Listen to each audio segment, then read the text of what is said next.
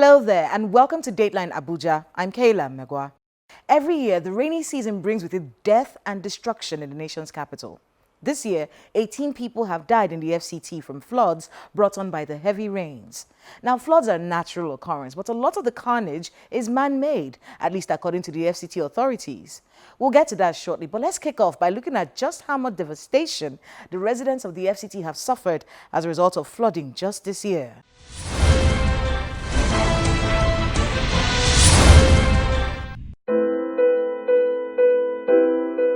This piece of metal represents the center of Nigeria. It's located on a monolith known as Katankpe Hill, a granite outcrop and one of Abuja's highest points. You can get a panoramic view of the nation's capital from the top of the hill. Lying 9.14 north of the equator and longitude of 7.43 east of Greenwich Meridian, the hill is geographically located in the center of the country.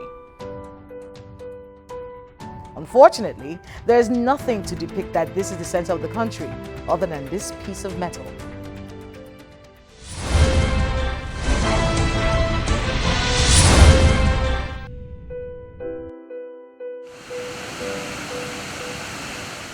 The rains are here, and residents of Gwagwalada will not forget their experience on Saturday, July the 25th, 2020 easily.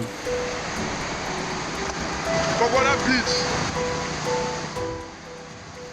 After 6 hours of rainfall, the residents assess the level of damage done to their belongings.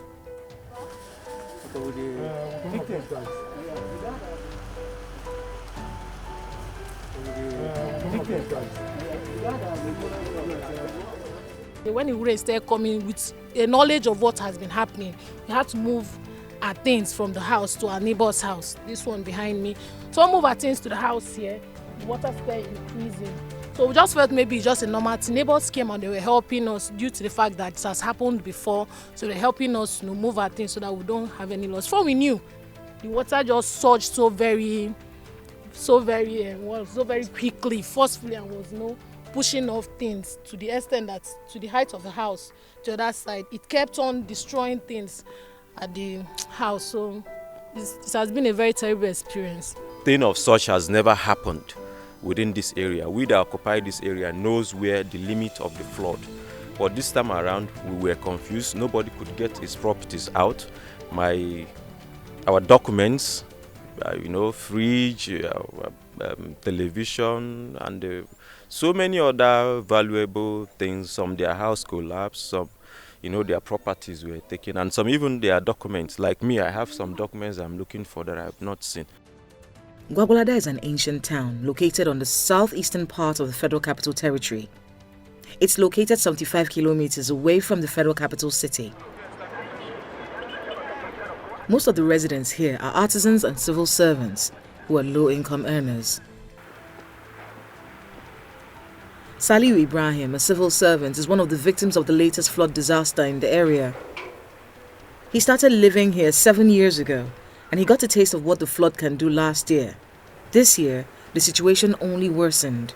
That last year, I fell one of my room, which is my own personal room. Okay, people told me that I should put it in order, but I say I won't put it in order unless I see what happened in subsequent year. If this thing happens again, it means I have to look for a place and relocate. So this year is the second year, and what happened on Saturday supersedes what happened last year. Last year, it fell my own room, but didn't touch any room. But this year, it fell almost all the room at the back of my house. It fell all of them. My room, my wife's room, my kitchen, my sockaway. The problem started when this river quadrupled in size in the last 1 year.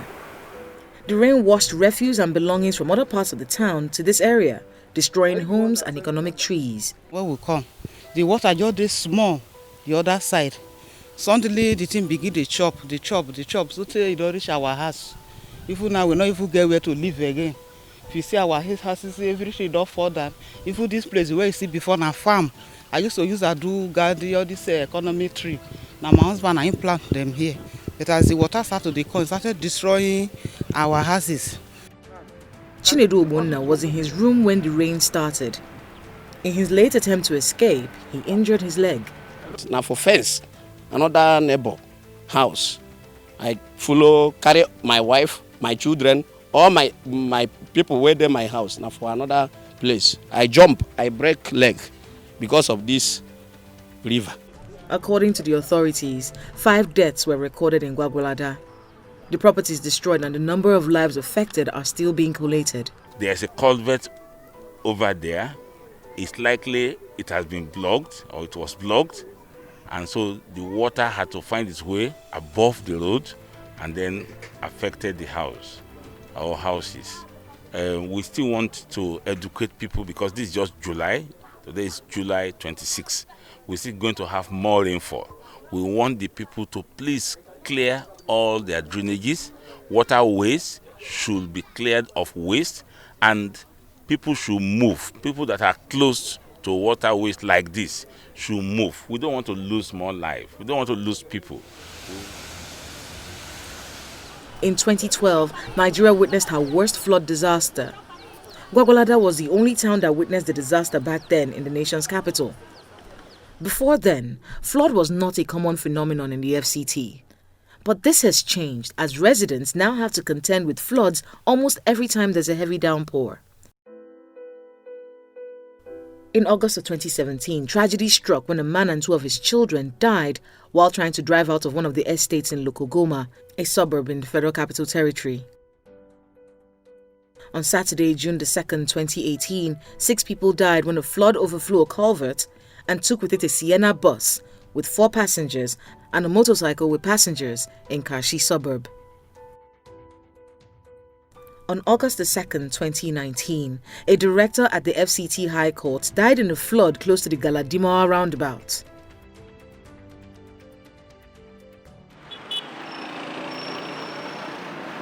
This is the old Suleja Abuja road, linking the ancient Suleja town to the nation's capital.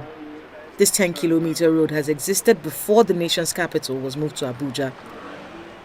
The road is now under threat, as part of it is already giving way following the heavy downpour. This rain starts around 4 a.m. in the morning. So all these bridges filled up. And if you look at this estate, it's the road of water. And they know where they built, water, when you block in road, you will find a way to pull out.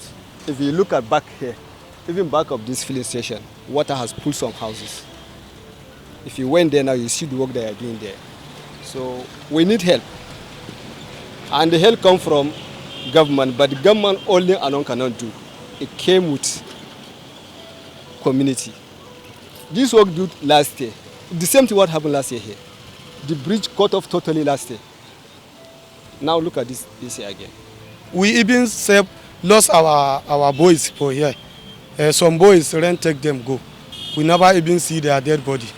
We can't exactly say this is the number of people, but we are looking for almost 10 to 12. This is what is exactly happening. This estate is one of the most affected. The residents are still picking up what's left of their belongings. Clothing, chairs and books were affected. Several cars were damaged as well.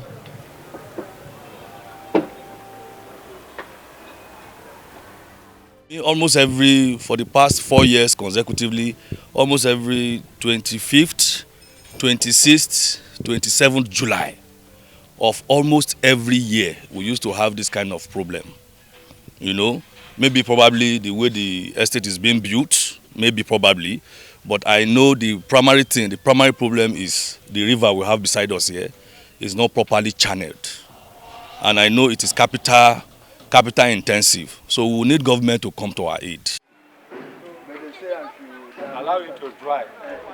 Not far from Suleja in Niger State is a settlement known as Rafin Senyi. The settlement is home to some workers in the nation's capital who find accommodation cheap in the area. Here, the flood wreaked more havoc. My neighbor, this is where I stay. Okay. Where did it end? Frank Okpala is a retired banker and he's been living in the area for 7 years. The flood took away his home and property and damaged his car. Though he sustained injuries on his leg, he's grateful to still be alive. The flood continued coming, but the parlor has entered. The parlor has fell down, and I saw through the When I peep outside, I discover that this thing is moving out. My properties are flowing on top of the flood. So as God will have it, it was just a miracle of God. That's all I know. The back of my house now fell down. So immediately it now fell down. My very self and my wife, we crawl inside the water to find an escape. Olaoluwa Badmus was not so fortunate as he lost his wife and daughter during the flood. His home was also washed away by the flood. I use back, carry and come out. So that now the next one, I enter again. So that I didn't dump plenty again. So that as I carry the second one, I put them for back. I come out again. Now the last one I want to go carry, I fall. So that as I fall, I take by force, get up again. So that I carry one iron, hold on for my whole body. So that now I carry the last one, come out. As I take the last one, carry and come out, where I go far place. My wife sit inside with my girl again. So that I don't fit go inside again, go carry them. So that because the rain is done too much that time, I can't dey call her. I can't near the house, they call her. She no hear me. I can't dey near house, they call her. She no hear me until the house come full for the inside house. So that now one side of our wall, it just throw away like this. Now so you follow, now two of them follow the water flowing for my presence like this. I see her. In all, 13 lives were lost and over 400 people were displaced in the flood. The authorities blame the situation on those who build on the waterways. So far from the assessment we have 431 victims. Well, we have 13 lives lost, so far recovered. So those are the issues. In Suleja and some of our towns, people have made it a habit to build along water lines and waterways. And when you build along waterways, it's just a matter of time. It could be 1 year, it could be 5 years, it could be 10 years later. Eventually, water will find its way. I have directed the urban development, the local government, and the Environmental Protection Agency to carry out an assessment of all properties along waterways with a view to marking them and relocating them and demolishing them. The Nigeria Hydrological Services Agency has been making projections for the flood outlook this year. The Director General of the agency attributes the flood to the rainfall. He believes more flood is underway and people who live close to waterways should leave to forestall any disaster. We saw that the river might have been seated up. The current capacity of the river was no longer there. Erosion must have taken place within the upper catchment, eroding sediments that has taken over most of the current capacity of the river channel. So that especially the old bridge, the one coming into Abuja, nobody knows what has happened to the bridge piers, the abutments, the wing walls. Anything could have happened that Saturday or so. So it was mainly the local rainfall within that aggravated what we saw in Abuja. According to the agency, at least 102 local governments across the country are expected to be flooded this year. 4 of them are in the Federal Capital Territory. They are Gwagwalada, Buari, Kwali, and the Abuja Municipal Area Council. Thanks for staying with us. Let's play our part in reducing the spread of the coronavirus. Avoid touching your eyes, nose, and mouth. Make sure that you and the people around you follow good respiratory hygiene by covering your mouth and nose with your bent elbow or tissue when you cough or sneeze. And dispose the used tissue immediately and properly. Stay home if you feel unwell. If you have a fever, cough, and difficulty breathing, seek medical attention. Now, earlier I did say most of the carnage from floods are man-made. The FCT administration has over the years blamed residents for the flooding, claiming they build houses on waterways and block drainages with refuse. Today we speak with Dr. Abbas Idris, the Director General of the FCT Emergency Management Agency, on measures he thinks will put a permanent end to the death and destruction brought on by floods. Thank you so much, Dr. Idris, for speaking with us. Thank you very much for having me. Let's talk a bit about the flood situation in the FCT. Can you tell us a bit about what's going on right now? Well, really, the flood situation in the FCT is very, very alarming.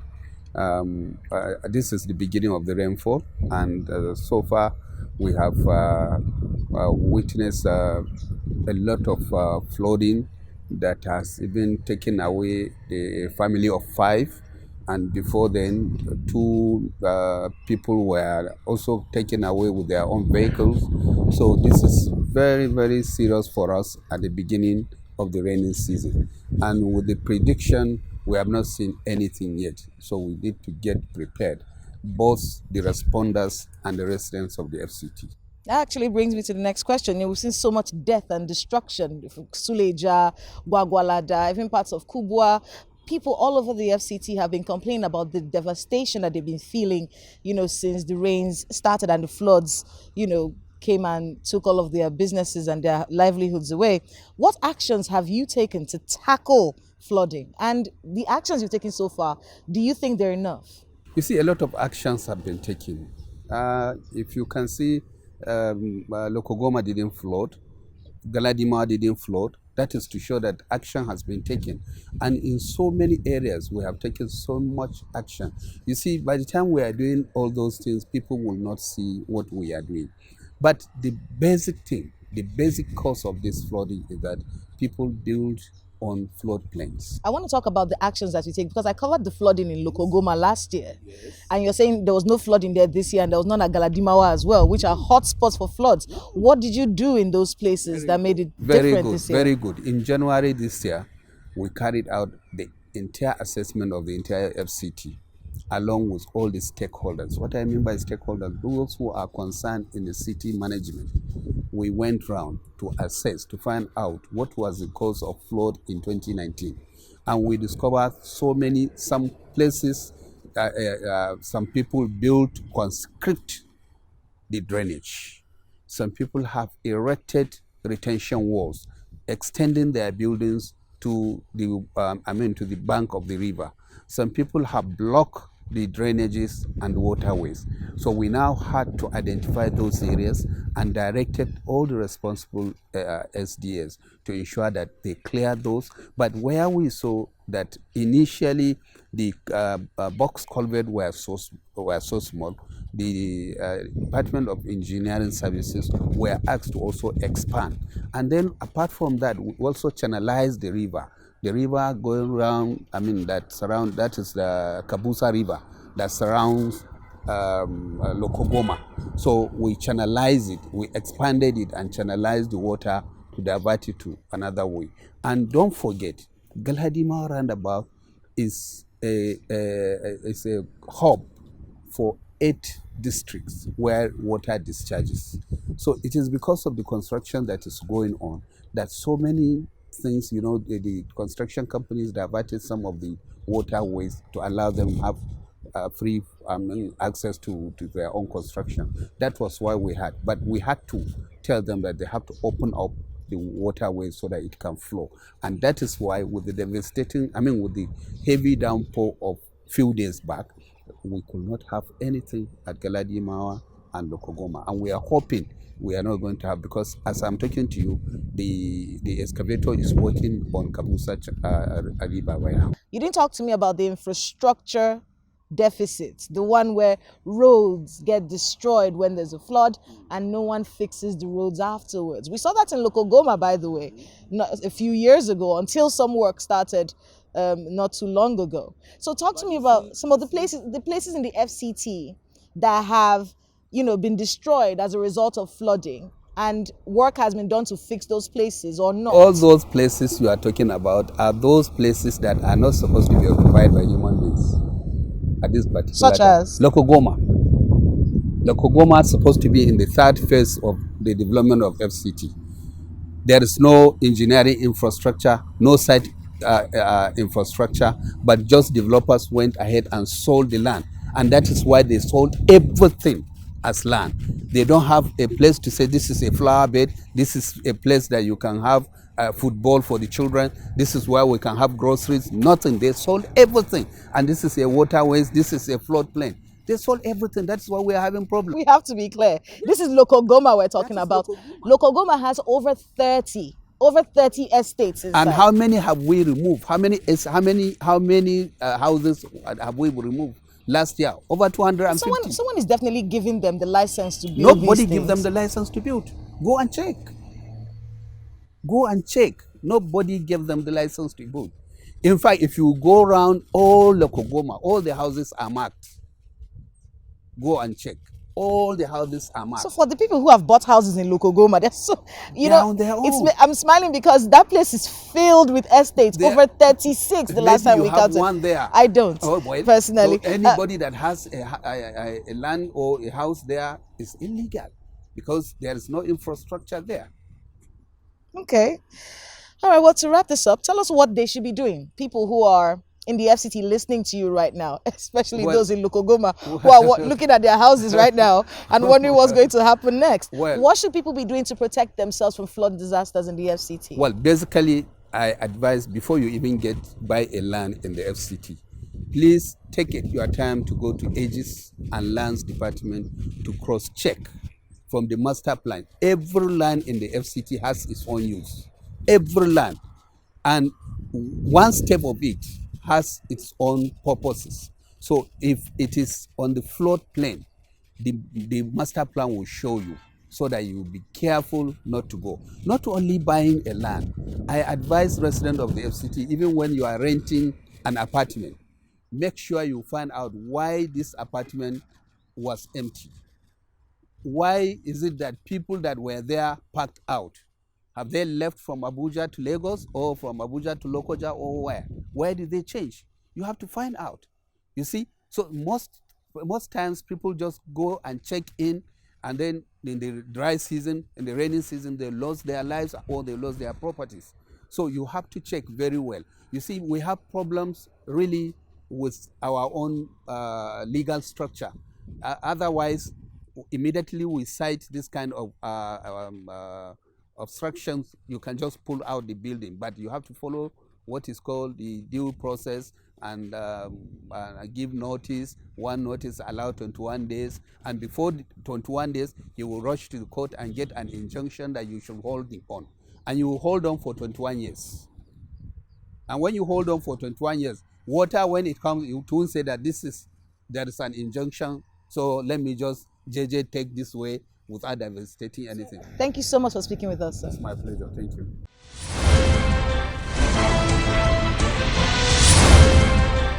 Quite revealing.